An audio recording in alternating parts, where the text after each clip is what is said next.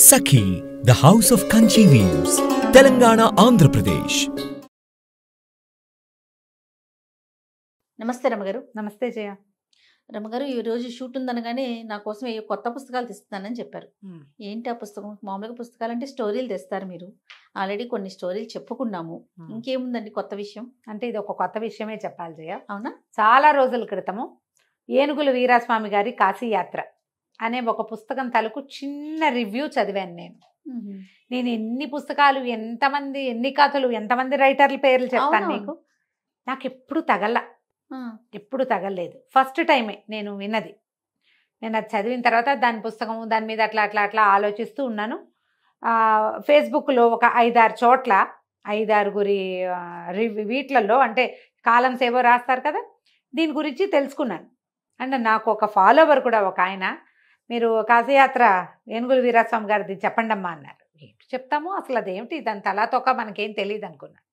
అయితే నవోదయ బుక్ హౌస్కి పుస్తకాలు కొనడానికి వెళ్తే ఆయన నాకు ఒక బుక్ ఇచ్చారు, ఏనుగుల వీరాస్వామి గారి కాశీ యాత్ర.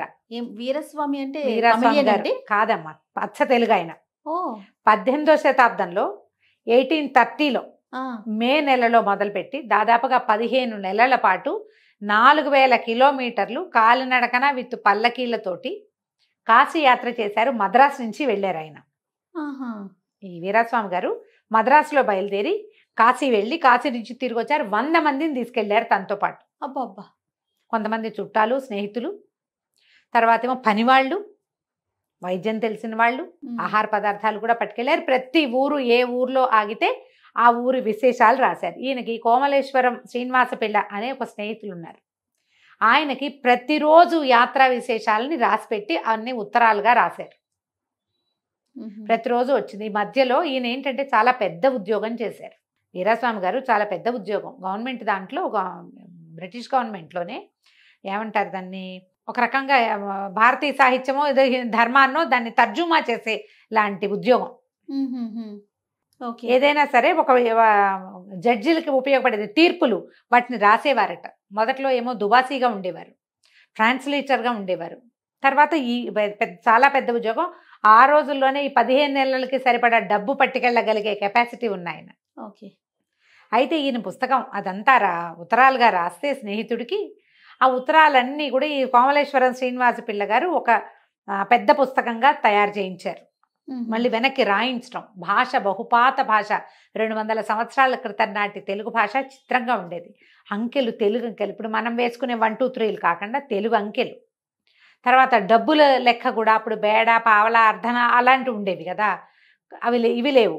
ఇవన్నీ కూడా తిరగ రాయబడింది. ఈ పుస్తకం ఇప్పటికి 4 సార్లు ప్రింట్ చేయబడింది. అబ్బా. ఆ రోజుల్లో సిపి బ్రౌన్ పేరు వినుంటారు. అవును. సిపి బ్రౌన్ అంటే ఈయన బ్రౌన్య తెలుగు నిఘంటు అని ఒక బ్రిటిషరు తెలుగు నిఘంటు రాశారు. మనం ఇప్పుడు తెలుగు పదాలు దేనికి అర్థం కావాలన్నా సిపి బ్రౌన్నే చూడాలి. ఆయనకి మొట్టమొదట ఈ కాపీ వెళ్ళింది. అప్పుడు ఆయన ఎక్కడున్నారంటే మా ఊర్లో మచిలీపట్నంలో ఉన్నారు. ఈ ఏనుగుల వీరాస్వామి గారు తిరిగి వస్తూ మచిలీపట్నంలో 10 రోజులాగి బ్రౌన్ దొర గారిని కలుసుకున్నారట. అక్కడ కలుసుకుంటే ఆయన, మేము ఒక ముద్రణాలయం పెట్టబోతున్నాము బందర్లో, మచిలీపట్నంలో అని చెప్తే ఈయన మళ్ళీ ఉత్తరం రాసి ఆయనకి, ఇదంతా అయిన తర్వాత యాత్ర అయిన మరుసటి సంవత్సరం, నేను ఇదంతా కాశీయాత్ర మీద పుస్తకం రాశాను, మీరు ముద్రిస్తామన్నారు కాబట్టి మీకు పంపిస్తాను, లాభం ఏదైనా వస్తే మీరు తీసుకోండి, నష్టం ఏదైనా వస్తే అది నేనే భరిస్తాను అని కూడా రాశారట ఉత్తరం. కానీ సిపి బ్రౌన్ దగ్గరికి వెళ్ళిన పుస్తకం అది అక్కడే ఉండిపోయింది, ముద్రించబడలా. ఆయనకి అది నచ్చలేదో, సాగలేదో, అవకాశం కుదరలేదు, ఏదో జరిగింది ఉంది. కానీ పుస్తకం ఉంది, రాతపత్రిక కదా, అదంతా చేత్తో రాసినవి కదా, ఆయన దగ్గర ఉండిపోయింది. శ్రీనివాస పిల్ల గారు ప్రింట్ చేయించారు తన దగ్గర ఉన్న కాపీతోటి. ఆ కాపీ చూసిన తర్వాత దాని ఒరిజినల్ నా దగ్గర ఉందని ఈయన ఏం చేశారు, మద్రాసులో ఉన్నటువంటి ఓరియంటల్ ప్రెస్ ఏదో ఉంది అక్కడికి పంపించారు. బ్రౌన్ గారు, సిపి బ్రౌన్ గారు ఒరిజినల్ ఉంది మన దగ్గర. ఆ తర్వాత అందులో ఉన్న తేదీలు వాటిని సరిచేసి కొంచెం కామాలు, ఫుల్ స్టాప్లు పెట్టి, వాక్యాలు పెద్దవి చిన్నవి చేసి తర్వాత మళ్ళీ ఇంకో 2 సార్లు ప్రింట్ అయ్యింది. తర్వాత కొంతకాలానికి వీరు గతించారు కూడా. ఇప్పటికీ అదే స్టాండర్డ్స్లో అలాగే ఉంది. అయితే ఇప్పుడు మనం చూస్తున్న ఈ పుస్తకము సంపాదకత్వం, సరళీకరణ ఎం ఆదినారాయణ గారు. వీరు కూడా సొంతంగా యాత్రికులే, మంచి పుస్తకాలు రాశారు. యాత్రా సాహిత్యం చాలా ఆసక్తి వీరికి. అయితే ఈయన ఆంధ్ర యూనివర్సిటీలో ఉన్నారు. ఓహో. అయితే ఈయన ఏం చేశారంటే దీని మీద రాయాలని ఆయన భావించారు. ఒకళ్ళిద్దరిని ప్రపోజ్ చేశారట పెద్ద పెద్ద వాళ్ళకి, మీరు రాయండి అంటే ఎవరు దానికి పూనుకున్నట్టు కనపడలేదు. ఈయన ఆ పుస్తకాన్ని ఒరిజినల్ని సంపాదించి చాలా జాగ్రత్తగా దాన్ని సెట్ చేసి కొన్ని తగ్గించవలసిన చోట కొంచెం తగ్గించి లోకల్ భాష మనం మాట్లాడుతున్న అర్థమయ్యే భాషలోకి దీన్ని కొంచెం సరళీకరణ చేశారు, పాత భాష కాకుండా. మధ్య మధ్యలో ఆయన కొన్ని ఫోటోలు వీటన్నిటికీ కూడా లండన్ వెళ్ళి అక్కడ ఉన్నటువంటి వాటిలలో ఉన్నటువంటి ఫోటో తీసుకొచ్చారు. అక్కడ మ్యూజియంలో అక్కడ ఉన్నాయి కదా, అక్కడ గ్యాలరీస్లో ఉన్నవి అప్పుడు తీయబడినవి 18వ శతాబ్దంలో తీయబడిన ఫోటోలను కూడా తీసుకొచ్చి ఇందులో పెట్టారు ఈ బుక్లో. తర్వాత ఈయన సహజంగా ఆర్ట్ డిపార్ట్మెంట్లో ఉన్నారు కాబట్టి చిన్న చిన్న పిక్చర్స్ అవి తను వేశారు స్వయంగా. వీరితో మాట్లాడాను కూడా. ఏనుగుల వీరాస్వామి గారి కాశీయాత్ర 4000 కిలోమీటర్ల తీర్థయాత్ర. ఈ ఎం ఆదినారాయణ గారు ఈ పని చేశారు. అయితే ఈ పుస్తకం నేను కొనుక్కొని చదువుకోవచ్చు జయ.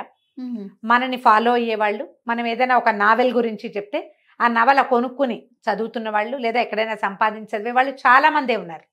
యాత్రా సాహిత్యం ఏంటంటే పురాతనమైనదే. మనకి కాశీ మజిలీ పుస్తకాలు చదువుతామా? ఈ యాత్ర తర్వాత కాశీ మజిలీ పుస్తకం వచ్చింది. దీని అంతకంటే ముందు రేపు 30కి, ఇప్పుడు మనం 24 30కి 200 సంవత్సరాలు అయింది వీరు యాత్ర చేసి. 200 సంవత్సరాల క్రితం ఏ అవకాశాలు లేని కాలంలో 100 మందిని, ఆ రోజులో 60 సంవత్సరాలు దాటిన వాళ్ళ అమ్మగారిని కూడా తీసుకెళ్లారు. పల్లకి పెట్టారు, వాళ్ళ అమ్మగారిని భార్యని కూడా తీసుకెళ్లారు. ఈ పుస్తకం కొనిపించి చదివించాలని నా వంతుగా నేను కూడా ఒక 10 పుస్తకాలు కొనుక్కునేందుకు కారణం అవ్వాలన్న కోరికతోటి ఇది చెప్పాలనుకున్నా. చాలా మంది యాత్రా సాహిత్యం మీద ఆసక్తి ఉన్నవాళ్ళు, కాశీయాత్ర గురించి ఐడియా ఉన్నవాళ్ళు కొనుక్కుని చదువుతూ ఉండుండొచ్చు. ఎవరెవరికి తెలీదు. ఎందుకంటే నేను చాలా ఒరేషియస్ బుక్ రీడర్ అని పేరున్న నేనే విపరీతంగా చదివేదాన్ని. నాకు చాలా కాలం వరకు ఇది తెలీదు. నాలాగా తెలియని వాళ్ళు చాలా మంది ఉంటారు. చక్కటి భాషలో ఈయన ఎక్కడి నుంచి, దీని నుంచి బయలుదేరారు, మద్రాసు నుంచి. మొత్తం ప్రయాణంలో ఉన్న అన్ని ఊళ్ళల్లో ఉన్నటువంటి సోషల్ ఇవి కూడా ఆనాటి సాంఘికమైన కార్యక్రమాలతో సహా రాయబడి ఉంది. మొత్తం ఎక్కడెక్కడ ఏమేం పనులు చేశారు, ఏ ఊళ్ళు చూశారు, ఎలాంటి అర్చనలు జరుగుతున్నాయి, ప్రజలు ఎలా ఉన్నారు, వాళ్ళ సాంఘిక జీవనం ఎలా ఉందో అదంతా చెప్పబడింది. ఇందులో దాదాపు 1000 కిలోమీటర్ల నౌకాయాత్ర ఉంది. ఓహో. వాళ్ళు షిప్లో కూడా సముద్ర ప్రయాణం కూడా చేశారు. అంటే ఏమన్నా జల ప్రయాణం కూడా చేశారు, రోడ్ల మీద కాకుండా. అవకాశం ఉన్న వాళ్ళు తప్పకుండా చదవలసిన పుస్తకం. అయితే రాజనారాయణ గారు ఇంకో పని చేశారట. ఆయనతో మాట్లాడినప్పుడు చెప్పారు, ఈ 4000 కిలోమీటర్లు ఈయన ఎలా వెళ్ళారో ఒక బైక్తో తన స్నేహితుడితో కలిసి ఈయన వెళ్ళిన మార్గంలోనే ఏనుగుల వీరాస్వామి గారు ఏ మార్గం గుండా ఎలా ఏ ఊళ్ళు దాటుతూ వెళ్ళారో వీరు కూడా అలాగే ప్రయాణం చేసి వచ్చారు. ఆ ఎక్స్పీరియన్స్ ని ఫీల్ అయ్యారు. ఈయన మచిలీపట్నం వెళ్ళటం నాకు చాలా సంతోషం కలిగించింది. 10 రోజులు ఉన్నారట బందర్లో. యాత్రికులు ఇంతమంది, పల్లకి మోయటానికి బోయిలతో సహా వంట చేసేవాళ్ళు అందరినీ తీసుకుని 100 మందిని. ఎంత గొప్ప విషయం కదా రమ్మగారు. ఇది చూడండి, ఒకడు ధనం ఆర్జించి దాన్ని మంచి పనుల కోసం ఖర్చు పెట్టకుండా చనిపోవటం నిష్ఫలం అని రాశారు ఏనుగుల వీరాస్వామి గారి డైలాగ్ ఇది. ఆయన రాసింది. నేను ఇంత సంపాదించి ఆ రోజుల్లో ఇప్పుడు ఐఏఎస్ల కంటే ఎక్కువ సంపాదనట అది. అంత సంపాదించి నిష్ఫలం ఎందుకు చేసుకోవాలి? కాశీయాత్ర నేను ఎందుకు చేయకూడదు? నాతో పాటు మన ఆశ్రితులందరికీ నేను ఈ సహాయాన్ని ఎందుకు చేయకూడదు? ఈ ఫలాన్ని వాళ్ళందరితోటి ఎందుకు పంచకూడదని పని వాళ్లతో సహా అందరికీ కాశీయాత్ర ఫలితాన్ని పంచారు. బోలెడంత గంగా జలాన్ని తెచ్చారట. అప్పట్లో కాశీ వెళ్తే గంగ తెచ్చుకోవాలనుకునేవాళ్ళు.